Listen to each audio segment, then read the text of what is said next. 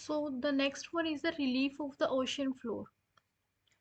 Here we will discuss about the topography of the ocean. What does it mean topography? We include the hilly area, plateau area, plain area, etc. मतलब हम इस पर देखते हैं कि जो अपनी क्रस्ट है, लाइक अगर मैं अर्थ की बात करूं, अर्थ की जो क्रस्ट है उस पर different kind of land forms मिलती हैं, डिफरेंट काइंड ऑफ फीचर्स मिलते हैं लैंड के, उनको इंक्लूड करते हैं। वैसे ही हम ओशन का भी इसमें स्टडी करेंगे। The ocean, unlike the continents, merge to naturally into the one another। जो ओशियंस है, ओशन की जो हम टोपोग्राफी को देखेंगे वो थोड़ा सा डिमार्केट करना टफ है एज कंपैरिजन कॉन्टिनेंट्स। जो जोग्राफर है उन्होंने क्या डिवाइड किया हुआ है ओशियंस को 4 पार्ट्स में। The first one is the Pacific, Atlantic and Indian and Arctic. ठीक है, 4 टाइप्स की है। पैसिफिक जो सबसे लार्ज है, largest, and the second one Atlantic, Indian and Arctic oceans. अब इनका, इन सब ओशियंस का स्टडी करते हैं 4 टाइप्स के पार्ट्स में, लाइक सीज, बेस, गल्स, ये सब इनके इनलेट्स हैं। The major portion of ocean floor, अगर हम ओशियन फ्लोर का मेजर पोर्शन देखें, कितना कितना डेप्थ है उसका, 3 to 6 किलोमीटर। अगर मीन सी लेवल से देखें तो उसका डेप्थ है 3 to 6 kilometre below the sea level। The land under the water of the ocean, that is the ocean floor। ठीक है, जो लैंड अंदर होती है पानी के, मतलब ओशियन के, उसको क्या बोलते हैं हम, ocean floor. Exhibits complex and varied feature those observe over the land. Different kind के फीचर्स मिलते हैं, मतलब ओशियंस में भी, जैसे हम अर्थ पर देखते हैं। The floors of the oceans, जो ओशन का फ्लोर है आर रग्ड है, मतलब स्मूथ नहीं है। With the world largest mountain ranges, क्या मिलती है इसके अंदर, mountain ranges, deepest trenches like this, deepest trenches and largest plain। The features are formed like those of continents by factor tectonic, किसकी एक्टिविटी से होते हैं ये, टेक्टोनिक, वोल्केनिक या डिपोजिशन जो प्रोसेस होती है उनसे ये फीचर्स फॉर्म होते हैं। So the next one is relief of the ocean floor। This one is the, I can say, very most important slide। ठीक है, आपके एग्जाम में ये क्वेश्चन आ सकता है कि configuration the ocean floor. Configuration होता है मतलब उसका पार्ट्स को डिवाइड करना, तो आपको ये इंक्लूड करना पड़ेगा। The first one is, we need to remember in a sequence. The first one is shelf, continental shelf, then slope, plains, and last one is deeps। We will discuss one by one। Before moving further, you need to understand what is the dry land where we are living। Like I can say this is the crust, you can suppose is the crust। ठीक है, और ये अगर हम इसको ocean का floor मान लें इसको रफली, so this one is the shelf, continental shelf, first one. The second one is the continental slope, and third one is the abyssal plain। These are the major types of oceanic floor।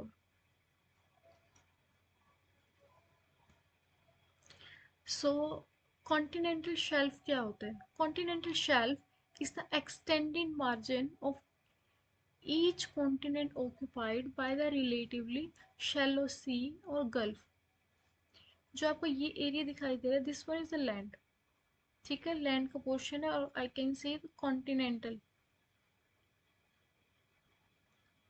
ये जो आपको area दिखाई दे रहा है इसको हम consider करते हैं shelf.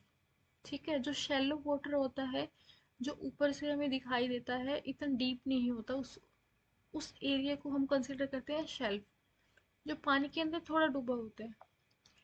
It is the shallowest part of the ocean showing an average gradient. इसके ग्रेडियंट की बात करें, ग्रेडियंट मतलब स्लोप, इसका झुकाव कितना होता है 1 डिग्री, एवरेज होता है 1 डिग्री और even less.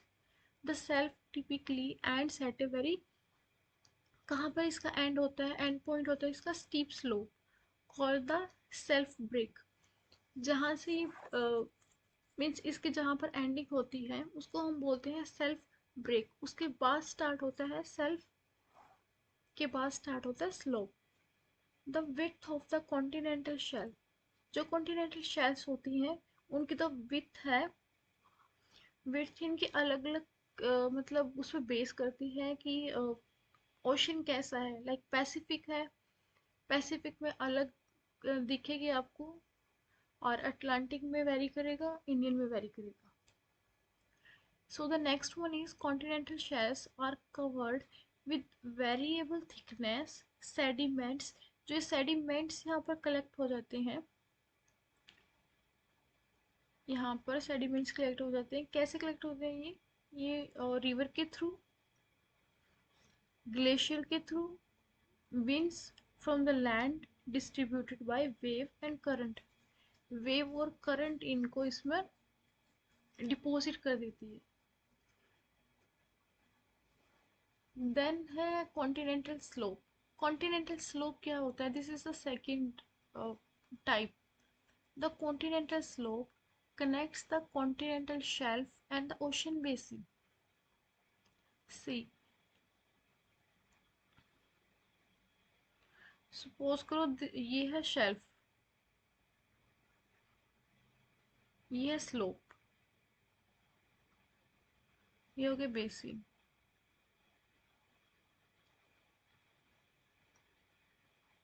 Area between shelf और बेसिन, इसको कंसिडर करते हैं स्लोप। स्लोप के अगर हम टाइप देखें तो स्लोप के 3 टाइप हैं। Steep slope like this, moderate, moderate इसको इस तरह से देख सकते हैं, और gentle slope.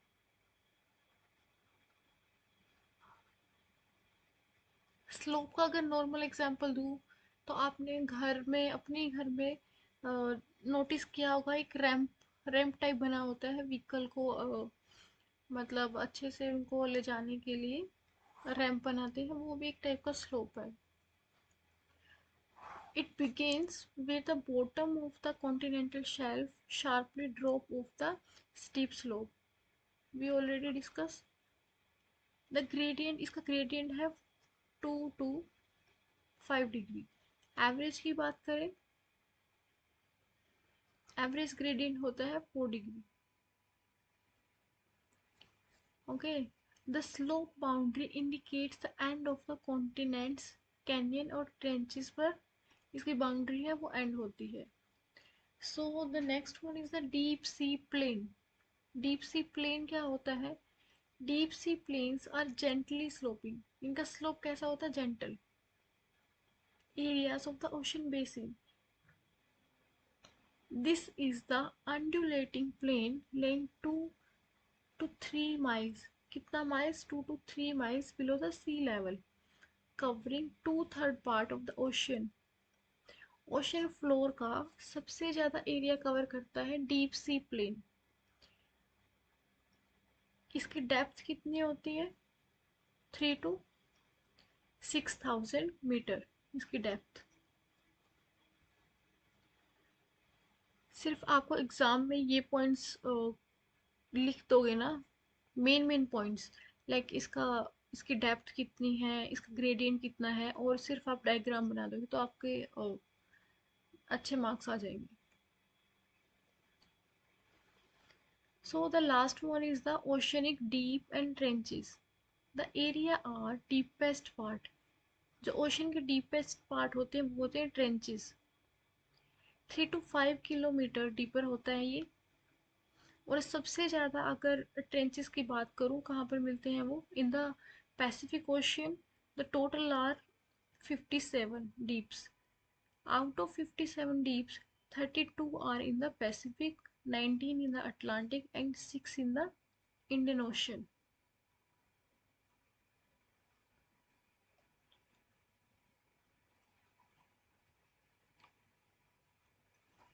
Okay, the next one is the minor relief features. Both here and say major, and these are the minor relief. So the first one is the mid oceanic ridge. Second one is the submarine canyon, Guyot Atoll. See, here you can see this one is the mid-oceanic ridge. Mid-oceanic ridge, this one.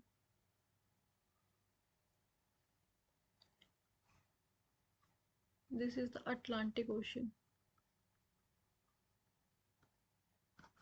Okay, this one is atoll.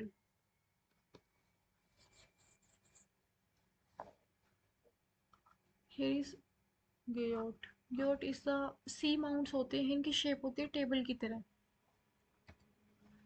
Topped in flat, topped in flat, topped in flat, topped in flat, topped in flat, topped in flat, topped in flat, topped in flat, topped in flat, topped. इनका top कैसा होता है? Flat, like table की तरह shape होती है इनकी.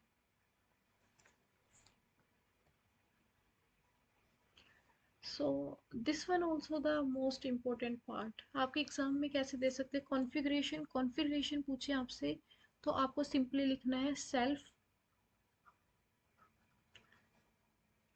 Shelf. The second one is slope, then plain, और डीप. डीप जो पार्ट है ट्रेंचेस है, वो सब आपको लिखना है. स्पेसिफाई करके आपके आपसे पूछा जाए कि स्पेसिफिक ओशियन का ही आपको लिखना है, तो आपको पैसिफिक ओशियन का बताना पड़ेगा. इसके ऐसा है, स्लोप कैसा है, या फिर इसमें ट्रेंचेस कौन से. नेक्स्ट स्लाइड में आपको मैप से शो होगा. These are the trenches in the Pacific ocean.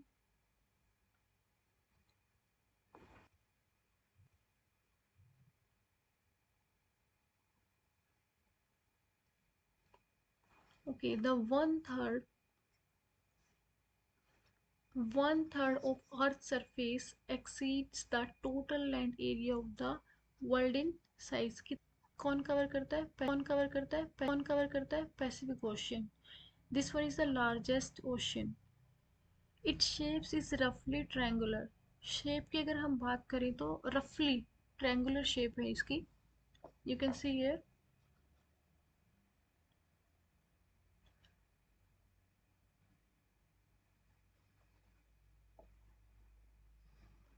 रफली एग्जैक्ट नहीं है तो रफली इसकी शेप है ट्रायंगुलर शेप. अपेक्स इन, जिसका अपेक्स पार्ट है in the north at the Bering Strait. Bering Strait पर the Pacific is the deepest of all the ocean. This is the deepest. The major portion of basin has an average depth कितनी है? 7300 meters. This vast ocean is dotted with more than, कितने island है इसमें? 20,000 island अकेले मिलते हैं. The island group, main island groups are, main island groups की बात करें, माइलेनेशिया, माइक्रोनेशिया, पोलिनेशिया. यहाँ पर ये सब मिलते हैं इस एरिया में.